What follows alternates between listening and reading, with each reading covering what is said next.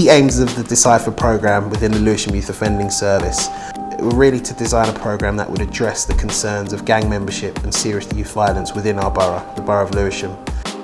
The programme was really created to enable young people to understand the legal consequences and the social implications of serious violence and gang involvement, whilst empowering them to make positive choices and enhance their own personal self-esteem.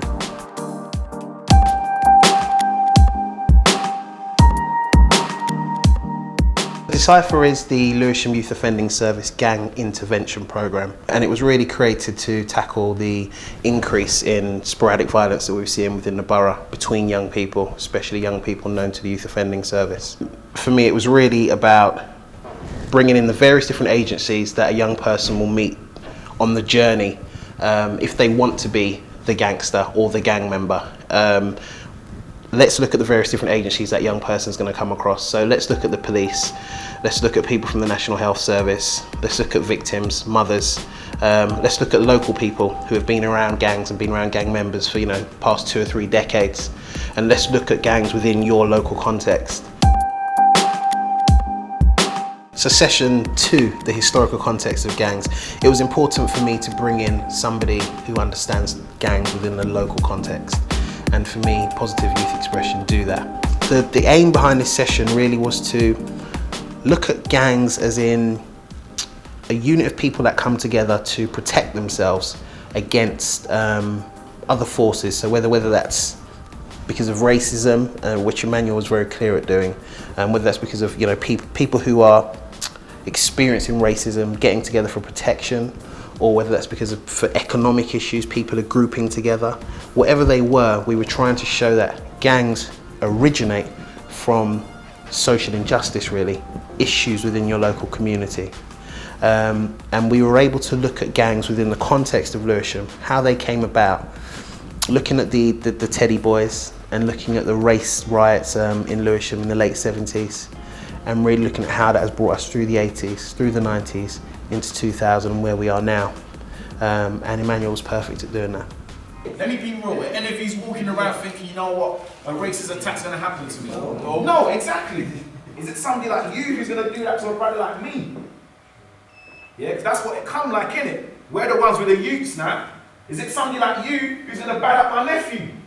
Is it somebody like you who's gonna rob my little cousin? The young people responded really well to Emmanuel, and they responded really well to that session as a whole. I think the reason they responded so well is because they can be quite blinkered and believe that their group or their gang started gangs within their borough. It's so important to give them a historical context of where gangs come from, where they can go home and then question older brothers and sisters and family members. Have you heard about so-and-so? Or have you heard about what happened in the late 70s? And their parents will say, well, I was their son, or I was their daughter. I was in Lewisham in the middle of those race riots. So that was really important. So session 4, we looked at the laws and sentencing within the criminal justice system, and specifically those laws and sentencing that pertain to young people involved in groups and group offending and serious youth violence. I was fortunate enough to be travelling to Felton one day and just happened to meet Carl Newman, who was a solicitor that I invited in. I told him about the programme and instantly he jumped on board. I think Caroline was particularly great at engaging the young people because she spoke about her background coming from Northern Ireland, and she spoke about coming into the United Kingdom and people believing that she was a terrorist because of her accent, and she spoke about having to overcome that and come into law and then go on to be a barrister. I know that if I choose to associate with people who are involved with terrorism, quite rightly, the police are going to think there must be something a bit weird about this, why I'm hanging out with terrorists.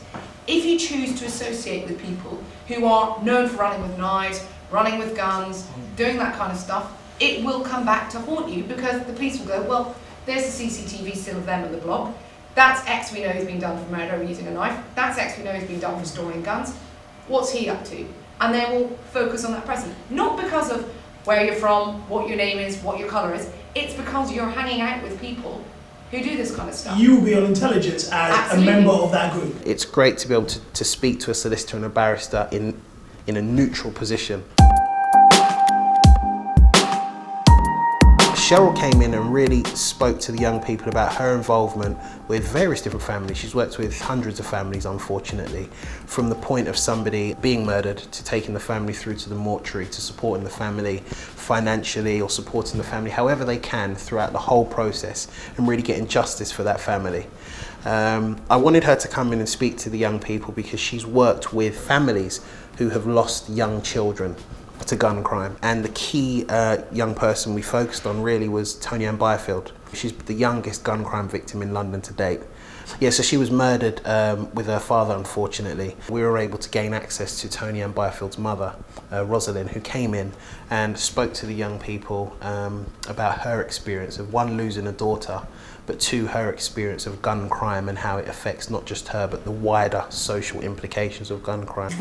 Just as how he take away my daughter from him, and my daughter could grow up to be a lawyer, doctor, or Indian, or chief, I don't know what.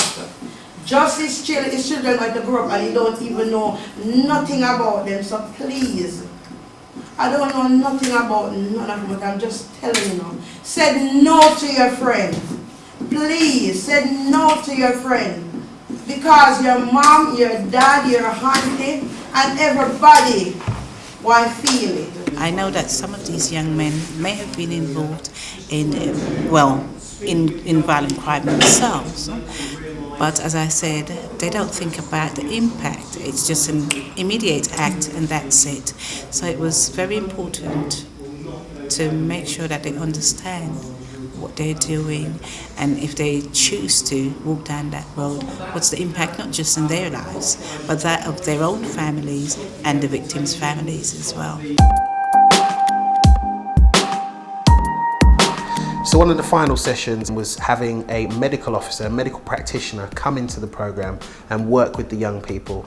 It was crucial to have Becky from SB Medical come in and really talk about the body and talk about knife wounds and gun wounds and show really horrific pictures of what it looks like to be involved in an incident when, you know, a firearm is let off on somebody or a firearm is pointed at somebody's head, and what she has to go through when she responds to that.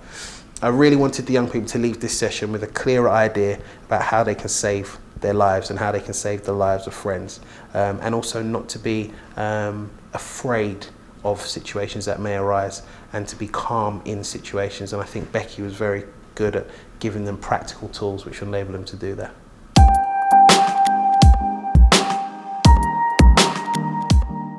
So Decipher ends with an amazing residential to Cumbria, to the Lake District, and that's facilitated by Braithey, who are they're just fantastic at providing outdoor adventures for young people, especially working with young people within London, young people from urban areas across England. It was amazing to have young people who live in Lewisham and are under the age of 18 running after sheep and running down mudslides and jumping into massive lakes. The residentials, they're a key element to any program, especially when you're working with young people who are high risk, because constantly they have to have this outer shell of protection.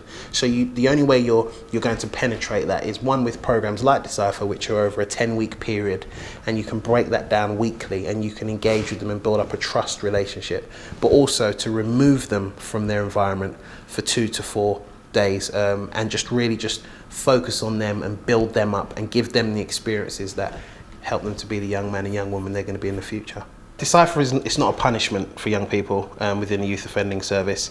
It's an intervention program. We did not want to say to them, you're in a gang, but we did want to say some of the behaviour that you're exhibiting and some of the things you're involved in by wider society, and especially by the criminal justice system, would say that you're in a gang and you need to be aware of that. We wanted to support young people who had been identified as being at risk of progressing onto serious levels of organised crime. The main aim of this programme, which we're really excited about, is to facilitate a restorative justice meeting with different beneficiaries of the Decipher programme by the end of this year, 2010. We're really looking at bringing 2 groups of young people who have altercations, who are involved in serious violence, who are involved in territorial violence, and bringing out key members and hopefully placing them into one environment where we can discuss some of the issues and we can get to the core of those issues, hopefully reducing some of the sporadic youth violence across our borough.